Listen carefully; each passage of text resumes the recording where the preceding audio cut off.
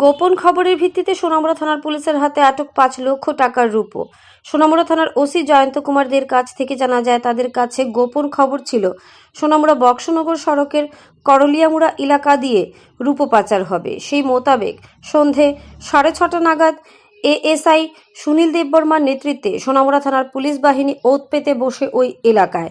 পুলিশের উপস্থিতি বুঝতে পেরে পাচার কাজে ব্যবহৃত TR07F0721 নম্বরের বিলাসবহুল গাড়ি ফেলে পালিয়ে যায় পাচারকারী। পরবর্তীতে এক্সিকিউটিভ ম্যাজিস্ট্রেটের উপস্থিতিতে গাড়িতে তল্লাশি চালালে গাড়ির বসার আসনের নিচ থেকে উদ্ধার হয় 9 প্যাকেটে থাকা 4 কেজি রূপো, যার বাজার মূল্য প্রায় আনুমানিক 5 লক্ষ টাকা। পাচারকারীকে আটক করতে না পারলেও গাড়িটি আটক করা হয়েছে। Bureau report, national live Bangla.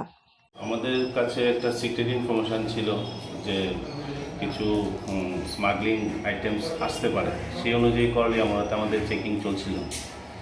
তো চেকিং চলাকালীন গাড়িগুলো যখন থামানো হচ্ছিল, সেই সময় একটা গাড়ি পেছন দিকে এসে থামে, যার গাড়ির নম্বর TR07F0721। এটা আর্টিকা গাড়ি। তো গাড়ির ড্রাইভার নর্মালভাবে নেমে হঠাৎ ওই ঘটনাস্থলে দৌড় মেরে পালিয়ে যায়। তো ওই সময় আমাদের সন্দেহ, তখন গাড়ি চেক করা হয় এবং গাড়ির ড্রাইভারের সিটের নিচে একটা ব্যাগ থেকে 2টো পাউচ পাওয়া যায় এবং খুব ওজন ছিল পাউচগুলো। তো রেপিং করা ছিল। তো সেই অনুযায়ী গাড়ি এবং পাউচগুলো আমাদের এখানে নিয়ে আসা হয়।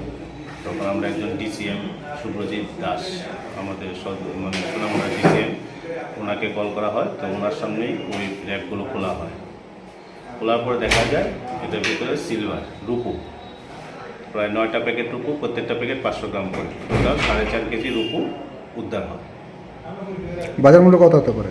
বাজার মূল্য প্রায় 5 লাখ টাকা, যেটা এখন মার্কেট রেট।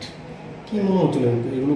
মনে হচ্ছে এগুলো স্মাগলিং পারপাসেই নিয়ে আসা হয়েছে এবং যেখানে এগুলো ধরা হয়েছে এক্সট্রিম বর্ডার, কারণ ফেন্সিং বেশি দূর না, 100 মিটারের মধ্যে ফেন্সিং।